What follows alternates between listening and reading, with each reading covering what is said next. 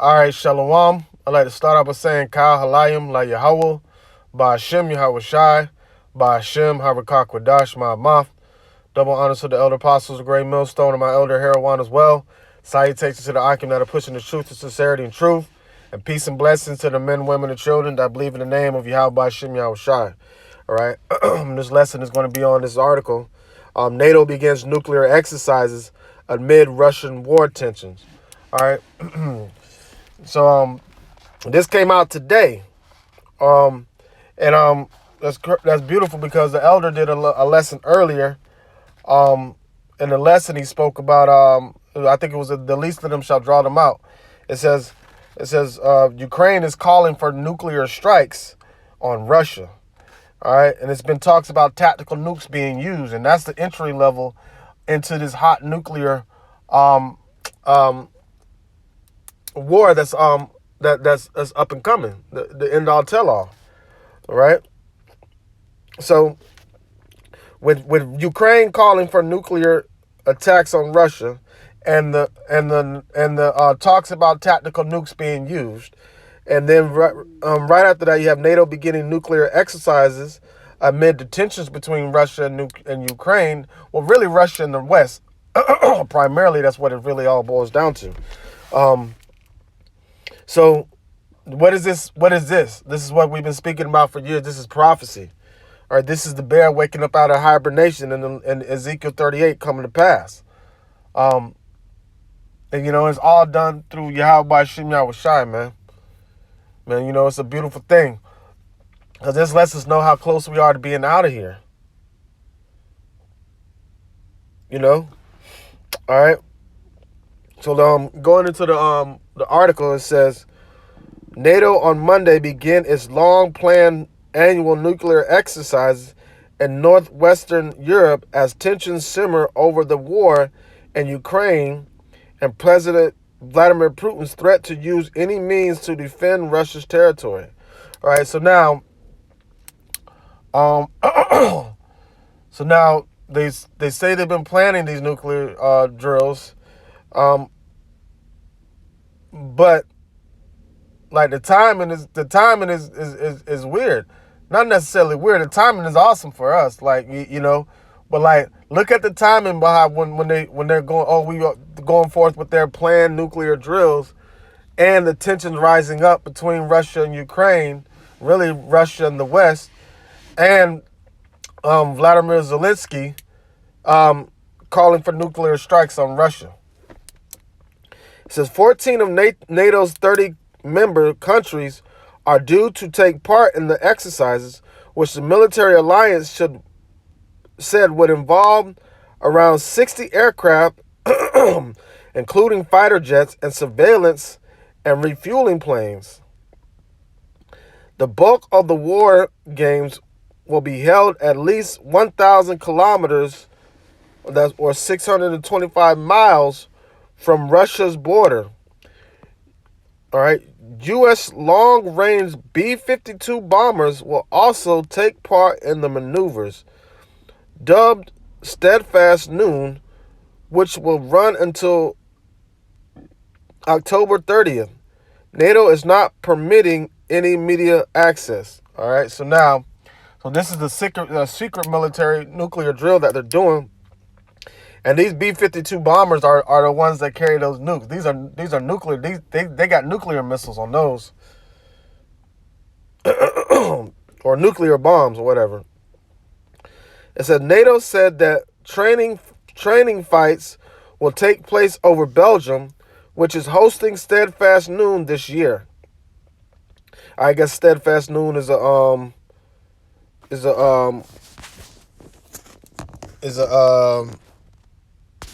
the name of the drill that they partake in. All right. It says, as well as over the United Sea and the United Kingdom, the exercises involve fighter jets compatible of carrying nuclear warheads, but do not involve any live bombs.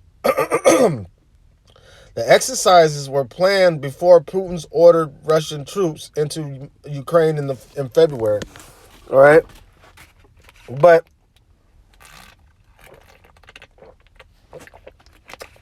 That may be true, but like I said before, the timing by everything, you know, the timing, like it's not a coincidence. As soon as the Vladimir Zelensky, president of Ukraine, orders Russian nuclear strikes on Russia, they go to practicing these things.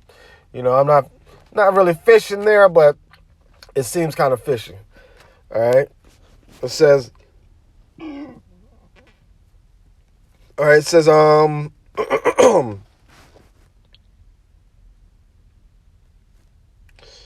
says the exercises were planned before Putin ordered Russian troops into Ukraine in February. Russia usually holds its own annual maneuvers around the same time, and NATO is expecting Moscow to exercise their nuclear forces sometime this month. And their exercising those nuclear forces might be the real deal. Who knows? But eventually, it's not going to be an exercise. eventually, eventually, you know, eventually it's not going to be an exercise. Eventually, it's going to be the real thing. Eventually, it's going to be all out war, and this is what we've been prophesying for years, man. All right. This is Yahweh Shem Yahushai turning back our captivity before our eyes. Let me get a couple scriptures. First scripture I want to get is because it don't matter whether you want to believe or not, whether they hear or forbear. But the men of the Lord, they got a job to do, and that job is prophesying. All right, this is 2 Ezra chapter 15, verse 1. It says, "Behold, speak thou in the ears of my people the words of prophecy, which I have put in thy mouth, saith the Lord, Slakia, and cause them to be written in paper, for they are faithful and true." All right, so the Lord's not prolonging anything anymore, man. All right. All right, it says, speak thou behold, speak thou in the ears of my people the words of prophecy, which I will put in thy mouth, saith the Lord. So, all right, it says, because, and cause them to be written in paper, for they are faithful and true. So, whether they hear or forbear, we're supposed to speak these words of Yahweh Shem Yahushai's message into the ears of the children of Israel, right? Because these words are faithful and true, and the truth shall set them free. So that's what we're fishing for the elect with. The truth is the bait. Prophecy is the bait that we use to catch the fish. All right, but 2/3 of our people won't take the bait. They take the bait of Esau. Instead of they take the bait of lies instead of the bait of truth. All right. So these words are faithful and true. So we're supposed to speak the words of prophecy in the ears of the children of Israel. But 2/3 of our people don't want to hear these words. They rather hear other words. Let me get Isaiah chapter 30, verse 9. It says, "This is a rebellious people, lying children that will not hear the law of the Lord, which say to the seers, see not, and to the prophets, prophesy not unto us right things, speak unto us smooth things, prophesy deceit." And there's nothing new under the sun. All right? 2/3 of our people are still in that mindset. A lot of people, when we talk about nuclear destruction and World War III breaking out, they tell us they don't want to hear that. Why are we talking negative? Why? That's positive. To see this system keep prolonging and going on as the way it's going on, you know what I'm saying? That's being negative. Being positive is the destruction of America, man. That's restoring righteousness on the earth.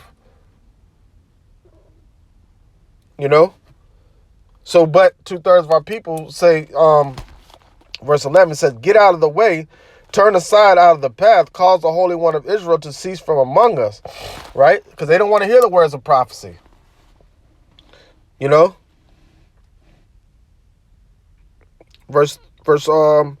Second Ezra chapter 15, verse 3. It says, Fear not the imagination against thee. Let not the incredulity of them trouble thee that speak against thee. Right. So the ones that don't believe, or the ones that are against us,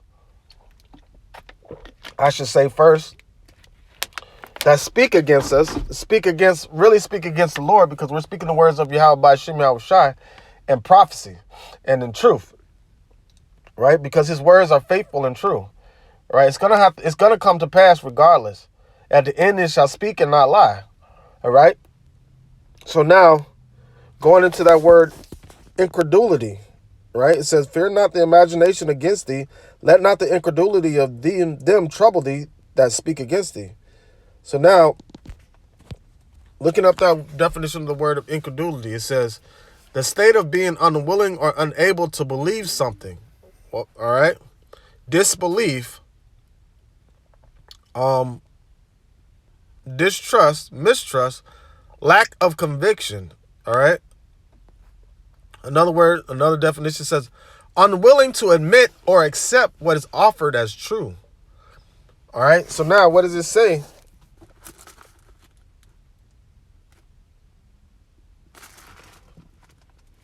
In 2 Thessalonians. Let me get 1 Thessalonians chapter 5, verse 1. And it says, 5 and 3, it says, 5 and 1, it says, but of the times and seasons, brethren, ye have no need that I write unto you. For yourselves know perfectly that the day of the Lord so cometh as a thief in the night. Right? So now, understanding the prophecies, right, the elect understand, are looking for the signs of the showing of the coming of our Lord Yahweh Shai, man, to deliver us and bring us unto our Father Yahweh. All right, to be changed and set back here on the earth to restore order on the earth. All right. So like that's what Paul said. I don't need to tell you because you're already watching. You're making aware. As a matter of fact, you're fishing for the elect. All right. You're seeking the ones that seek Yahweh by Shem Yahweh Shai. But those that don't seek him are searching for destruction. Verse 3, it says, for when they shall say peace and safety, then sudden destruction cometh upon them as travail upon a woman with child, and they shall not escape. Right. So they ain't going to escape the judgment that's to come, no matter if they believe. So them being in disbelief or choosing not to believe is not going to give them, is not going to be able to save them from what's to come, man. So from that, I want to go to 2 Thessalonians chapter 2, verse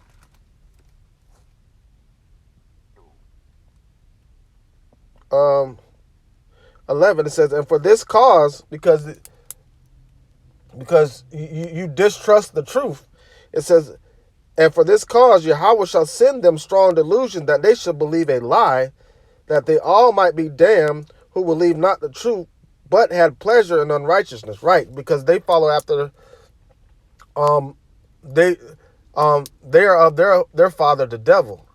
So they're following after the lies of Esau. They're going after that bait, and they're baited by lies instead of being baited by truth. So the Lord turned them over to that lie.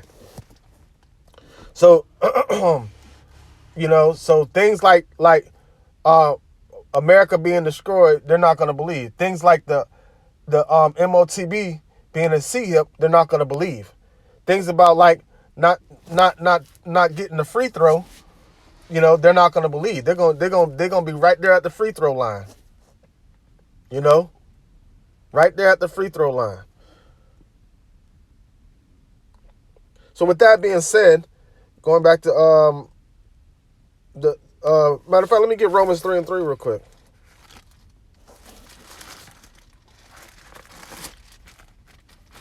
This is Romans chapter 3, verse 3, and it says, for what if some did not believe? Shall their unbelief make the faith of Yahweh without effect? Right. So these prophecies is what's giving us faith. All right. Because, the Lord spoke about it. And everything he spoke about became true. And we believe in everything he spoke about. And seeing him come through is a booster of faith. All right? It says, for what if some did not believe? Shall their unbelief make the faith of Yahweh without effect? So, right. Are you going to cause the elect not to believe because you don't believe? Are you going to stop these prophecies from coming through because you don't believe? No.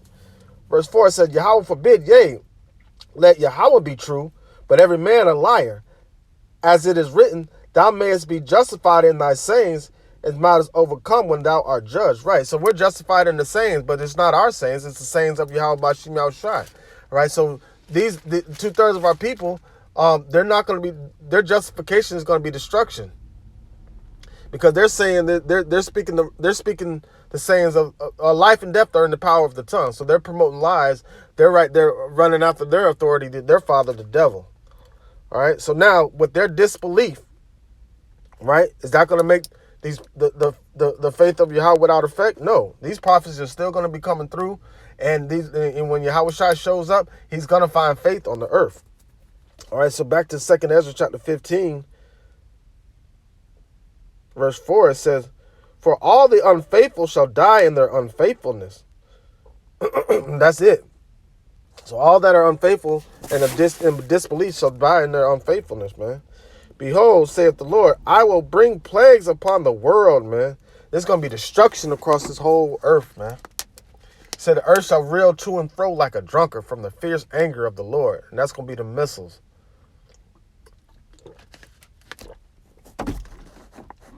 It says, I will bring plagues upon the world, the sword, nuclear destruction, famine, you're already seeing that happen, death, you're already seeing that happen, and destruction.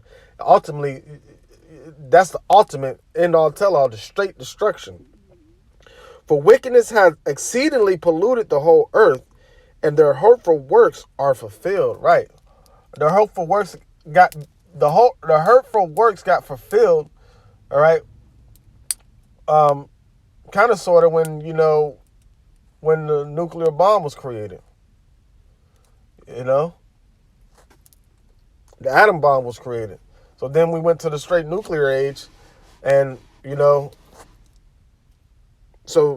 hurtful works is their plan, their NWO, and New World Order, world dominance,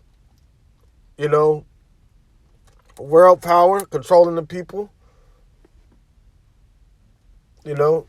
Nuclear destruction. Verse 7 says, therefore saith the Lord, I will hold my tongue no more as touching their wickedness. Right. The Lord's not going to, right. The Lord's going to bring forth everything to pass that he spoke about. He's going to hasten the day now. He's going to shorten the days for the elect's sake. It says, I will hold my tongue no more as touching their wickedness, which they profanely commit, neither will I suffer them in those things in which they wickedly exercise themselves. Behold, the innocent and righteous blood crieth unto me, and the souls of the just complain continually. And that's what we do by making these videos, by praying, by prophesying.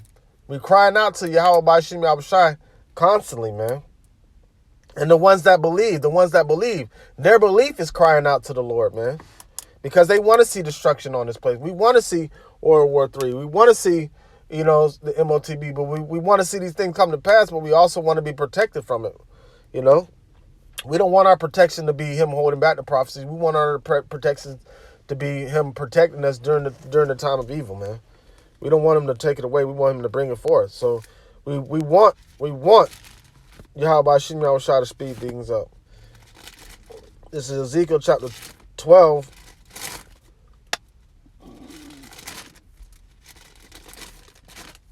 Ezekiel chapter 12, verse 27. It says, Son of man, behold, they of the house of Israel say, the vision that he seeth is for many days to come, and he prophesied of the times that are far off. Right. So that's what we do, So back then they were far off, but now they are made nigh, man. These prophecies are right around the corner. It says the vision that he seeth is for many days to come, and he prophesied of the times that are far off. All right, and so that's what we did in the past, and we're doing it now in these times. All right, so therefore say unto them, thus saith the Lord, there shall none of my words be prolonged anymore, but the words which I have spoken shall be done, saith the Lord, man. So the Lord's not prolonging this anymore, man. He's speeding these things up. That's why you see the prophecies coming by so quickly, man. And what is he speeding up? Destruction on America. This is Malachi chapter 4, verse 1, and it says, for behold, the day cometh that shall burn as an oven, and all the proud, yea, all that do wickedly shall be stubble. And the day cometh that shall burn them up, saith the Lord of hosts, that it shall neither leave them root nor branch. All right? So now that's the day of destruction. When all out nuclear hell comes on this place, man. And that's going to be the fierce anger of the Lord. That's when they're going to see Alashajah, man. Because at one point in time, what was it about? It's all about economic stimulation. Economic world stimulation worldwide. That's what it was. That's why you had your 3 industrial revolutions, man. Now, this 4th industrial revolution doesn't require the people so much. Now, the 4th industrial revolution is going to be the internet of all things. And the internet of all things, which the people become the all things. So now you have to get rid of majority of the people. So that's what they're doing. All this is to promote, their cause. But what they don't realize is it's Yahweh Ba'ashim Yahushai doing all this. So they're thinking they're doing this to promote their cause, but really it's being done by Yahweh Ba'ashim Yahushai to their destruction, man. So now they're crashing the global economy, right? When the economy crashes, what brings forth the economy crash? War. Vice versa. Pandemic, economy crash, war. Happens every time. Now, with that crashing of the economy, right? They're going to bring forth a new system. So now, with the crashing of the economy, nobody's even worried about, agriculture and things like that, and trade like they once were. As a matter of fact, they're fucking up the supply chain on purpose. They're slowing down the supply chain and the demand on fucking purpose to bring forth the war. This is Joel chapter 3 verse 10. It says, beat your plowshares into pruning hooks and beat your plowshares into swords and your pruning hooks into spears. Let the weak say I am strong. Right. So there's no time for any agriculture things anymore. There's no time for trade. All right. Now it's time to now they're still doing little economical battles. They're still worrying about, their economy. But really they're worried about, they'll rebuild their economy once they destroy, like these countries have in their mindset that once they destroy their target, they can rebuild their economy based upon that. So they want to level the playing field and enter in the new system. And it's going to take nuclear destruction. It's going to take war. And the end of it all is going to be the nuclear destruction on the earth, man. Brought forth by Yahweh Ba'ashim Yahushai. Right? So now with that they think to bring in a new system. And they're going to be, as this war is going on, they're going to be implementing that new system based upon the blockchain system, which is the MOTB, the CHIP, which that's gonna be the the stamp on the 4th industrial revolution, connecting the human body to the internet. All right. Let me get one more scripture to close it out. So we're dealing with NATO begins nuclear exercises amid Russia war tensions. All right, this is close it out with this. This is Isaiah chapter 9 verse 5. It says, every battle of the warrior is with confused noise and garments rolled in blood. Right, You had the Braveheart battle going on where it's cling, cling, cling, and oh, charge, this, that, and the third, and and blood everywhere. It was a face-to-face war, and then you see how it escalated over the years. It went from that, and it went from gun with the muskets and things like that, and then it went from that to planes and bombs and stuff like that. Now, this next escalation is going to be what? It's going to be, but this shall be with burning and fuel of fire, man. And that's what ultimately this is going to lead up into, man. This is what this is leading up into. The destruction, the fire that's going to be brought forth, the wrath of and indignation of Yahweh B'Shem Yahushai being brought forth, man. But there's salvation unto the elect in that, Verse 6, it says, for unto us a child is born, and unto us a son is given, and the government shall rest upon his shoulders. Right, the government being the elect of Israel, the 144,000. All right. It says, and his name shall be called Wonderful Counselor, the Mighty Power, the Everlasting Father, the Prince of Peace. All right, because ultimately, that's who this is being done by, the Everlasting Father, through his Son Yahweh Shai, man. This is being done. That's why we say Yahweh B'Shem Yahweh Shai, and it could become in the name of Yahweh Shai to do Yahweh's will, man. And Lord willing, this lesson was edifying and served its purpose. With that, I'd like to say Ka Halayim La Yahweh B'Shem Yahweh Shai B'Shem Harakah Kodash Ma'amah. Double honors to the elder apostles, the great millstone, and my elder Herawan as well. Salutations to the occupant that are pushing the truth, to sincerity and truth. And peace and blessings to the men, women, and children that believe in the name of Yahweh B'Shem Yahushua. Shalom.